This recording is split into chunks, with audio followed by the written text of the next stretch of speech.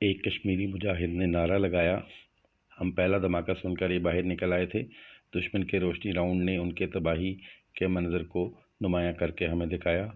میں نے کہا ہمیں افسوس ہے کہ تیسری گن پوائنٹ کو ہم تباہ نہیں کر سکے۔ ہم سے ذرا سی غلطی ہو گئی۔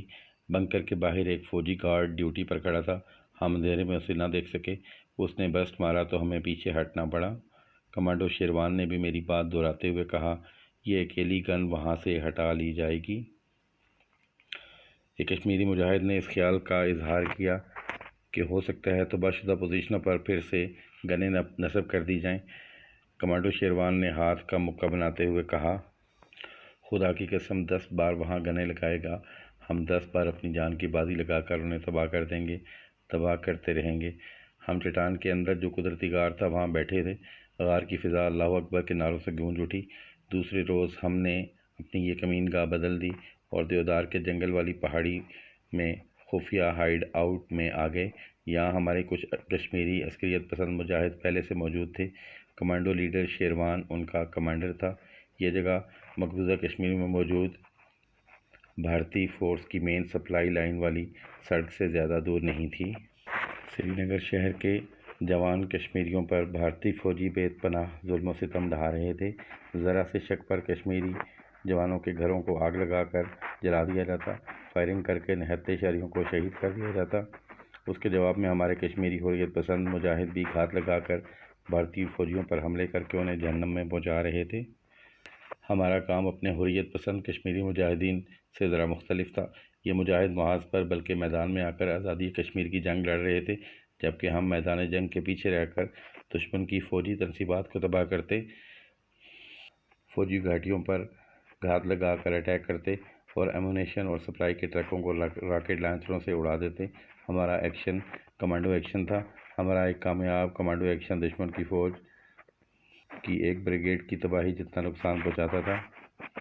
نئی پناہ گاہ میں آنے کے بعد کشمیری کمانڈو لیڈر اور ہمارا کمانڈو شیروان ہمیں دوپہر کے وقت ایک خفیہ جگہ پر لے گیا۔ یہ جگہ ایک پہاڑی کے شگاف میں زمین کے نیچے تھی۔ یہاں کمانڈو ایکشن میں کام آنے والے نقشے، دوربینیں اور ایک دو انتہائی سیکرٹ فائلیں رکھی ہوئی تھیں۔ ان سیکرٹ فائلوں میں اپنے جاسوسوں کی فراہم کردہ رپورٹیں تھیں، جن میں کشمیر میں موجود بھارتی فوج کی مختلف ریجمنٹوں کے کمانڈروں کے نام، حلیے اور بعض کی تصاویر بھی تھیں۔ یہ ایک چھوٹی سی کوٹری تھی جس کی دیوار کی طاق میں بیٹری سے روشن ہونے والی ایک لالٹین روشن تھی۔ کمانڈو شیروان نے یہ لالٹین لکڑی کے بکس کے اوپر رکھ دی۔ اس بکس کے ارد گرد 4 سٹول پڑے ہوئے تھے۔ ہم سٹولوں پر بیٹھ گئے۔ کمانڈو شیروان نے ایک نقشہ کھول کر بکس پر پھیلا دیا۔ یہ درمیانے سائز کا نقشہ تھا جو سفید کاغذ پر ہاتھ سے بنایا گیا تھا۔ اس پر جگہ جگہ نیلے اور سرخ رنگ کے نشان لگے ہوئے تھے۔ کمانڈو شیروان نے نقشے پر اپنے دونوں ہاتھ رکھ دیے اور مجھ سے مخاطب ہو کر بولا، میرے بھائی، یہ ہندوستان کی 3 جنوبی ریاستوں کا نقشہ ہے، تمل ناڈو، راجستھان اور آندھرا پردیش۔ کیا تمہیں بھارت کے ان صوبوں میں جانے کا کبھی اتفاق ہوا ہے؟ میں نے کہا، میں نے ان کے نام ضرور سن رکھے ہیں مگر یہاں گیا کبھی نہیں۔ کمانڈو شیروان نے نقشے پر ایک جگہ انگلی رکھ کر کہا، یہ بھارت کے شمال مغربی صوبے راجستھان کا ایک اہم مقام بلارا ہے۔ ابھی کمانڈو شیروان نے اپنا جملہ پورا نہیں کیا تھا کہ اچانک 2 کشمیری کمانڈو اندر داخل ہو گئے۔ ایک اٹینشن ہو کر رائفل لیے دروازے میں کھڑا ہو گیا، دوسرا کشمیری زبان میں بڑے تیز لہجے میں باتیں کرنے لگا۔ کمانڈو شیروان ایک دم سے اٹھ کھڑا ہوا۔ اس نے میری طرف دیکھا اور بولا، میرے ساتھ آؤ۔ ہم زیر زمین تہہ خانے سے جلدی باہر نکلے۔ کمانڈو شیروان نے اپنے باڈی گارڈ سے اردو میں پوچھا، کمانڈو جہانگیر بٹ کہاں ہے؟ اس نے سینے سے لگائی مشین گن پر زور سے ہاتھ مار کر کہا، کمانڈو جہانگیر بٹ پڑال کے مجاہدین کے مورچے میں ہی ہے۔ میں نے کمانڈو شیروان سے پوچھا، کیا بات ہوئی ہے کمانڈر؟ اس وقت ہم اپنی ہائیڈ آؤٹ کے باہر چنار کے بہت بڑے درخت کے نیچے کھڑے تھے۔ کمانڈو شیروان نے غصے میں اس طرح سانس لیا کہ اس کے منہ سے پھنکار سی آواز نکلی۔ کہنے لگا، پڑال کے پہاڑی گاؤں میں بھارتی فوجوں نے حملہ کر کے مکانوں کو نظر آتش کر دیا ہے۔ 4 مجاہد شہید ہو گئے ہیں۔ بھارتی فوجی ایک کشمیری مجاہد اور گاؤں کی 2 مسلمان لڑکیوں کو پکڑ کر لے گئے ہیں۔ اتنے میں کمانڈو جہانگیر بٹ بھی آ گیا۔ کمانڈو شیروان نے اس سے پوچھا، بھارتی فوجی ہماری لڑکیوں کو لے کر کہاں گئے ہیں؟ جہانگیر بٹ کہنے لگا، مجھے جو اطلاع ملی ہے اس کے مطابق سپاہی ہمارے ایک مجاہد اور گاؤں کی 2 لڑکیوں کو اچھوئکری والے فوجی کیمپ کے بیرکوں میں لے گئے ہیں۔ کمانڈو شیروان کا چہرہ سرخ ہو رہا تھا، آنکھوں سے چنگاریاں سی نکل رہی تھیں۔ اس نے اپنے جذبات کو بڑی مشکل سے دباتے ہوئے جہانگیر بٹ سے کہا، اسی وقت اچھوئکری والی بھارتی فوجی کیمپ کی بیرکوں میں جاؤ اور اپنے مجاہد اور 2 لڑکیوں کو وہاں سے نکال کر لاؤ۔ اس نے میری طرف دیکھا اور کہا، تم اس کے ساتھ جاؤ گے؟ خدا تمہارا حامی و ناصر ہو، جاؤ۔ یہ کہہ کر کمانڈو لیڈر شیروان ہائیڈ آؤٹ کے اندر چلا گیا۔ جب میں اور کمانڈو جہانگیر جانے کی تیاری کر کے ہائیڈ آؤٹ کے آگے سے گزرے تو ہمیں کشمیری کمانڈو لیڈر شیروان کی اندر سے آتی ہوئی تیز تیز آواز سنائی دی۔ وہ ٹرانسمیٹر پر اپنی زبان میں کسی سے غصے میں بات کر رہا تھا۔ ہم تقریباً دوڑتے ہوئے ہائیڈ آؤٹ کے آگے سے گزر گئے۔ جہانگیر بٹ نے بھارتی فوجی کیمپ کے بیرکیں دیکھی ہوئی تھیں۔ ہم ایک آسان پہاڑی راستے سے گزر کر آدھے گھنٹے کے اندر اندر اسی ٹیلے کے دامن میں پہنچ گئے جہاں یہ فوجی کیمپ تھا۔ ہم سامنے والے ٹیلے کے نشیب میں آ گئے۔ جہانگیر بٹ کا خیال تھا کہ یہاں نشیب میں کوئی مشین گن کا مورچہ ضرور ہوگا۔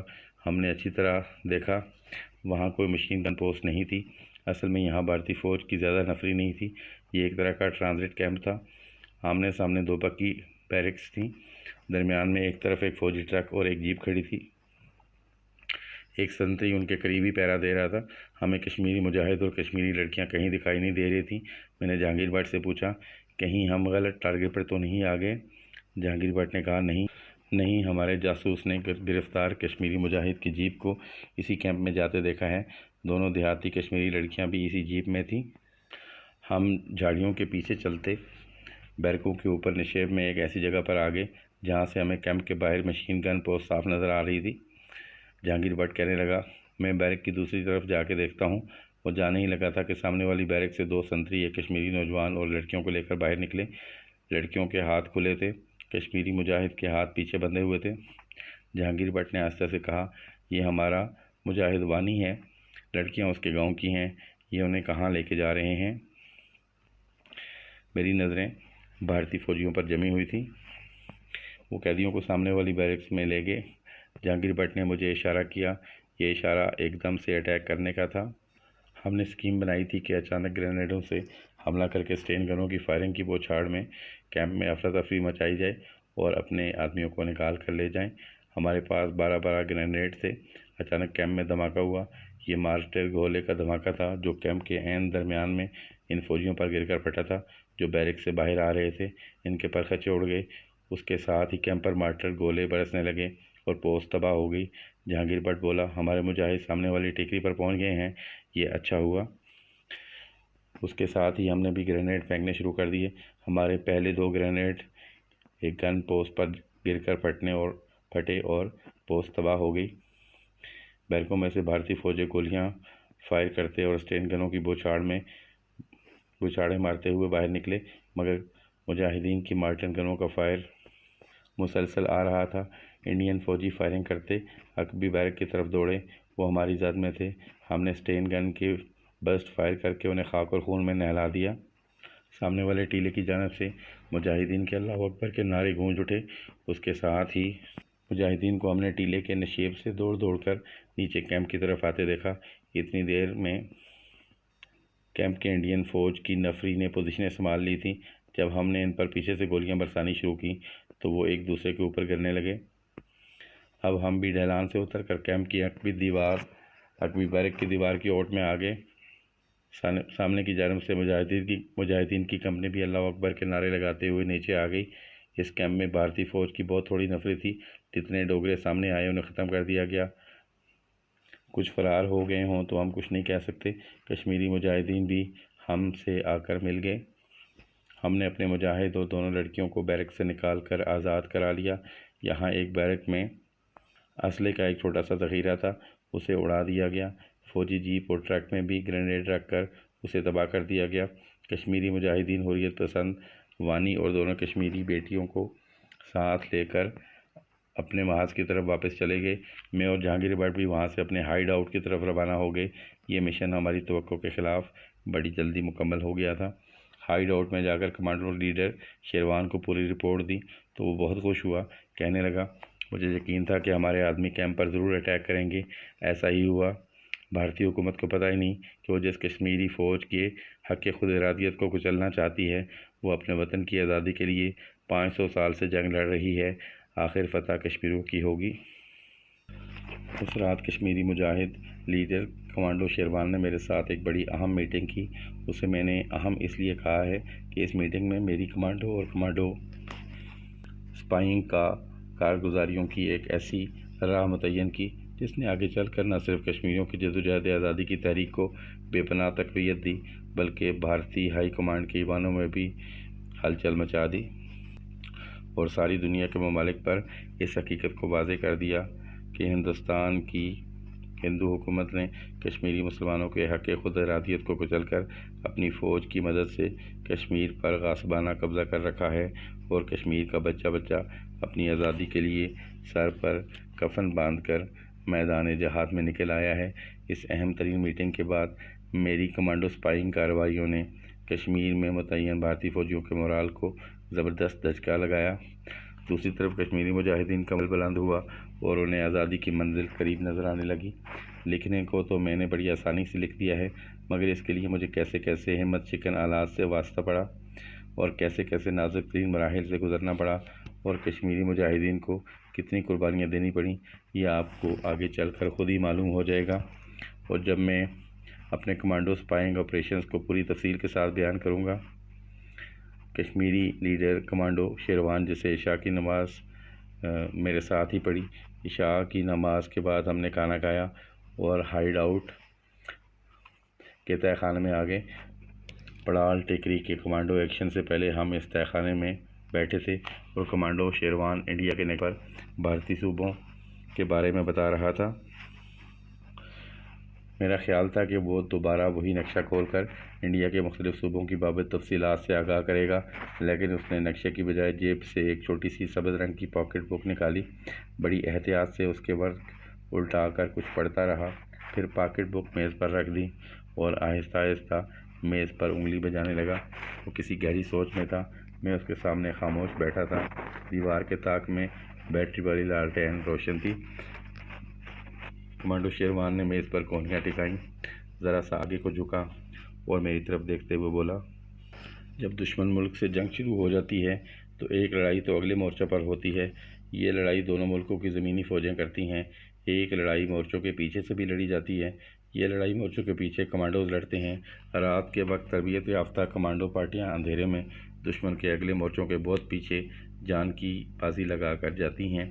ان کا کام دشمن کے ایمونیشن کے ذخیروں کو اڑانا، بہت پیچھے لگے ہیوی اور میڈیم توپ خانے کی توپوں کو تباہ کرنا اور رات کے اندھیرے میں کیموفلاج کر کے چھپائے ہوئے ٹینکوں کو ہٹ کرنا اور انہیں برباد کرنا ہوتا ہے۔ ایسے مشن پر گئے ہوئے مجاہد کمانڈوز اکثر واپس نہیں آتے۔ وہ اپنے ملک کی آبرو بچانے کے لیے اپنی جانیں قربان کر دیتے ہیں، لیکن دشمن کو اتنا زبردست نقصان پہنچاتے ہیں کہ آمنے سامنے کی جنگ میں 1000 فوجیوں کی نفری میں اتنا نقصان نہیں پہنچا سکتی، لیکن ایک جنگ اس سے بھی پیچھے لڑی جاتی ہے۔ یہ تیسری جنگ دشمن کے ملک میں جا کر اس کی ناک کے نیچے بیٹھ کر لڑی جاتی ہے۔ یہ تیسری جنگ سپاہی یعنی جاسوس کرتے ہیں۔ وہ دشمن کے گھر میں جا کر بیٹھ جاتے ہیں اور اپنی ذہانت، اعلیٰ تربیت اور فولادی اعصاب کی مدد سے دشمن کی فوجوں کے ایسے اہم راز اپنے ہیڈ کوارٹر کو پہنچانے میں کامیاب ہو جاتے ہیں کہ جنگ کا نقشہ ہی پلٹ جاتا ہے اور بعض اوقات دشمن کو شکست بھی ہو جاتی ہے۔ چھوٹے سے سماوار میں سے گرم کشمیری کعبہ پیالیوں میں اڈلتے ہوئے کشمیری کمانڈو شیروان تھوڑی دیر کے لیے خاموش ہو گیا۔ وہ جو باتیں مجھے بتا رہا تھا، مجھے نہ صرف ان باتوں کا بخوبی علم تھا، بلکہ کمال شاہ اور گل خان نے مجھے اس کی ٹریننگ بھی دے رکھی تھی۔ کشمیری قہوے کا ایک گھونٹ پینے کے بعد کمانڈو شیروان نے پیالی میز پر رکھی اور بولا، مجھے یقین ہے جو باتیں میں نے بیان کی ہیں ان سے تم بخوبی واقف ہو، اور میری اطلاع کے مطابق تم مورچوں کے پیچھے رات کے اندھیرے میں لڑی جانے والی کمانڈو کی جنگ اور دشمن کے ملک میں اس کے گھر میں بیٹھ کر لڑی جانے والی خاموش جنگ کی ٹریننگ بھی لے چکے ہو۔ میں ٹھیک کہہ رہا ہوں نا؟ میں نے اس بات میں سر ہلایا۔ کمانڈو شیروان اٹھ کر تہہ خانے کے کچے فرش پر ٹہلنے لگا، پھر میز پر آ کر بیٹھ گیا اور مجھ سے متوجہ ہو کر کچے فرش پر ٹہلنے لگا، پھر میز پر آ کر بیٹھ گیا اور مجھ سے متوجہ ہو کر کہنے لگا، کشمیر کا بچہ، جوان، بوڑھا اور خواتین بھارتی قابض فوج کے خلاف ایک طرح سے کمانڈو جنگ ہی لڑ رہا ہے، کیونکہ ہماری کوئی باقاعدہ فوج نہیں ہے۔ ہمارے کشمیری مجاہد دشمن کو بھی برباد کر رہے ہیں اور خود بھی شہید ہو رہے ہیں۔ یوں ہم اپنے خون سے آزادی کے چراغ کو روشن رکھے ہوئے ہیں۔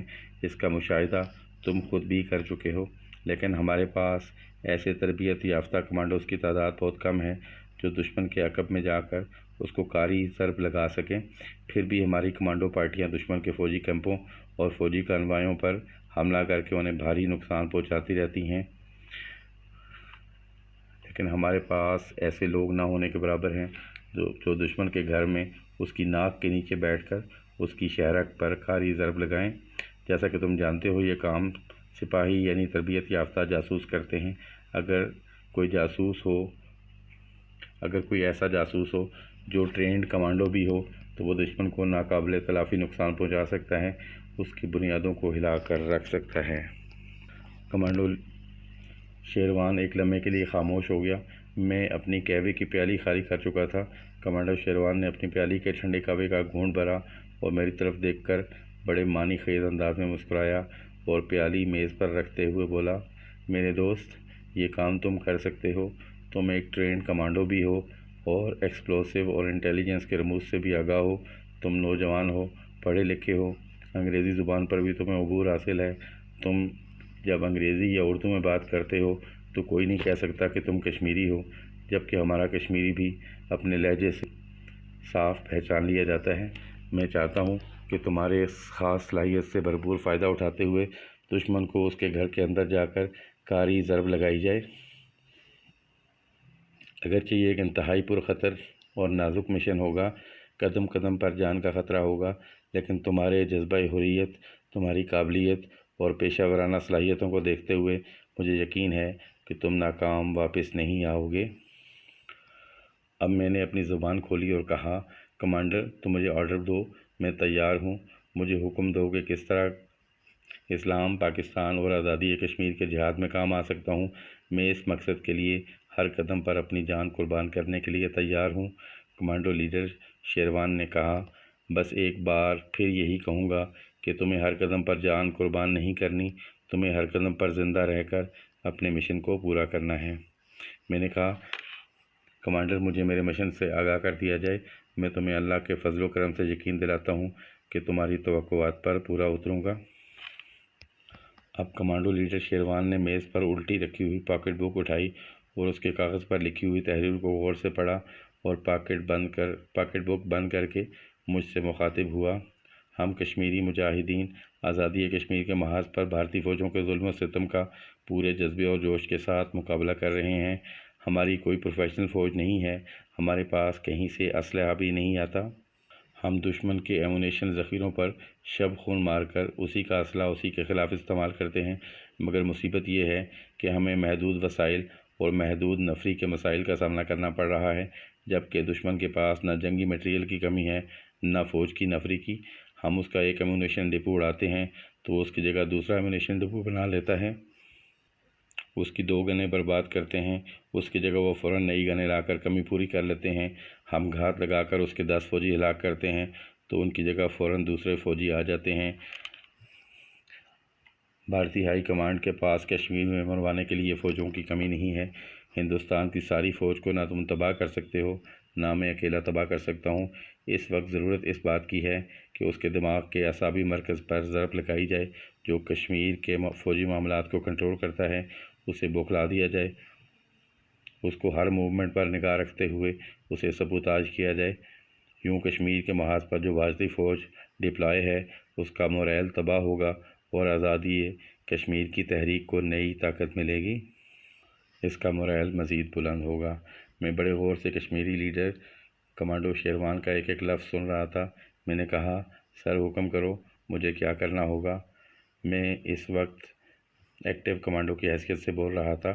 کمانڈو شیروان کہنے لگا، یہ میں نے تمہید باندھی ہے، اب میں اصل بات کی طرف آتا ہوں۔ تم نے شاید را کا نام نہیں سنا، یا شاید سنا ہو۔ حقیقت یہ ہے کہ میرے لیے یہ نام بالکل اجنبی تھا۔ ان دنوں ہندوستان میں اندرا گاندھی کی حکومت تھی اور بھارت کی خفیہ ایجنسی را کا نیا قیام عمل میں آیا تھا، مگر اس خفیہ ادارے نے بیرونی ممالک، خاص طور پر کشمیر افیئرز اور پاکستان کے بارے میں اپنی انتہائی خفیہ رپورٹوں کے ذریعے اپنے ملک کے واسطے اہم کامیابیاں حاصل کی تھیں۔ ان ساری باتوں کا علم مجھے بعد میں ہوا۔ کمانڈو لیڈر شیروان بولا، بھارت کی مرکزی حکومت کے مختلف خفیہ ادارے ہیں، مثال کے طور پر intelligence bureau (IG), internal security اور نیشنل سیکیورٹی گارڈز جو VIP کی حفاظت کی ذمہ دار ہیں، بارڈر سیکیورٹی فورسز یعنی BSF اور اسپیشل برانچ یعنی CID، یہ محکمہ وزارت داخلہ کے ماتحت ہیں۔ اس کے علاوہ وزارت خزانہ کے خفیہ ادارے DRI اور NIB ہیں۔ ملٹری انٹیلیجنس، میری ٹائم انٹیلیجنس اور ایئر فورس انٹیلیجنس وزارت دفاع کے ماتحت ہیں، لیکن را کا خفیہ ادارہ براہ راست وزیر اعظم اندرا گاندھی کے ماتحت ہے اور اس کا ہیڈ آفس کیبنٹ سیکریٹریٹ میں ہے۔ را مخفف ہے ریسرچ اینڈ انالیسس ونگ کا۔ یہ خفیہ ادارہ بھارتی حکومت کا اعصابی مرکز ہے۔ یہ ادارہ حکومت کو ہر قسم کی ملکی اور غیر ملکی سرگرمیوں کی رپورٹس فراہم کرتا ہے اور ان رپورٹوں کی روشنی میں دشمن ملک کے اندر دہشت گردی اور تخریبی کارروائیوں کے پروگرام تیار کیے جاتے ہیں۔ کشمیر میں را کی سرگرمیاں بہت محدود ہیں کیونکہ یہاں بھارت اپنے فوجی یونٹ دھڑا دھڑ جھونک رہا ہے اور دہشت گردی اور تخریب کاری کی ساری وارداتیں بھارتی فوج انجام دے رہی ہے، جس کا مقابلہ کشمیری مجاہد اپنی جانوں کا نذرانہ دے کر ہر محاذ پر کر رہے ہیں۔ اس وقت کشمیر کے ہر محاذ پر ہم مجاہدین کا غلبہ ہے اور انڈین فوج کو ہماری گوریلا سرگرمیاں زبردست نقصان پہنچا رہی ہیں۔ ہماری اطلاعات کے مطابق بھارتی حکومت نے را کے تعاون سے پاکستان میں دہشت گردی اور تخریب کاری کا ایک بہت بڑا اور لمبا اور خطرناک پروگرام وضع کیا ہے، بلکہ پاکستان کے کئی شہروں میں را کے بھیجے ہوئے خفیہ دہشت گردوں نے اپنی تہذیبی کارروائیاں شروع بھی کر دی ہیں۔ اس سے بھارتی حکومت کا مقصد پاکستان کے سیاسی اور اقتصادی استحکام کو نقصان پہنچانا ہے۔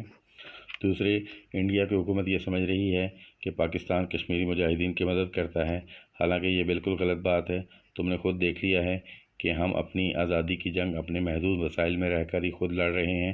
ہمارے پاس جو اسلحہ ہے وہ دشمن کے ایمونیشن کے ذخیروں سے چھینا ہوا اسلحہ ہے۔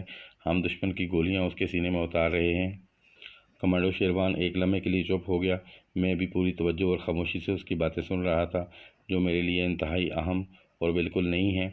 شیروان کہنے لگا، کشمیر افیئرز کے بارے میں بھارتی فوج ہائی کمانڈ کو بھی یہی خفیہ ادارہ را تمام معلومات فراہم کرتا ہے۔ ان معلومات کو سامنے رکھ کر کشمیر میں بھارتی فوجی یونٹ بھیجے اور ڈپلوائے کیے جاتے ہیں۔ میں چاہتا ہوں کہ تم بھارتی دارالحکومت دلی میں بیٹھ کر کسی طرح اس خفیہ ادارے تک رسائی حاصل کرو اور کشمیر میں انڈین یونٹوں کی سرگرمیوں کے بارے میں ہمیں پوری معلومات دو۔ یہ معلومات تم ریڈیو ٹرانسمیٹر کے ذریعے خفیہ کوڈ میں ہم تک پہنچاؤ گے۔ میں نے کمانڈو شیروان سے پوچھا، کیا مجھے دلی پہنچ کر گل خان سے رابطہ قائم کرنا ہوگا؟ کمانڈو شیروان نے نفی میں سر ہلاتے ہوئے کہا، نہیں، گل خان نے تمہیں جتنا کچھ بتانا تھا بتا چکا ہے۔ اب تم ایک دوسرے آدمی سے ملو گے۔ اس آدمی کا تعلق نہ پاکستان سے ہے اور نہ وہ انڈیا کا کوئی پیشہ ور جاسوس ہے۔ یہ شخص بھارت میں رہنے والا دوسرے مسلمانوں کی طرح ایک مسلمان ہے۔ بھارت میں بسنے والے دوسرے کروڑوں مسلمانوں کی طرح اس کے سینے میں بھی اسلام کی شمع روشن ہے اور وہ مخالف ہواؤں کے تھپڑوں میں بھی اس چراغ کو روشن رکھے ہوئے ہے۔ تم اس آدمی سے جا کر ملو گے۔ اس کے ساتھ ہی یہ قسط اپنے اختتام کو پہنچی۔ آنے والے اقساط کو بروقت دیکھنے کے لیے چینل کو سبسکرائب کر لیجیے اور اپنے ویلیوبل کمنٹس ضرور دیجیے گا کہ آپ کو یہ کہانی کیسی لگ رہی ہے۔ حاضر ہوتے ہیں ایک نئی ویڈیو کے ساتھ۔ اب اجازت دیجیے گا۔ اللہ نگہبان۔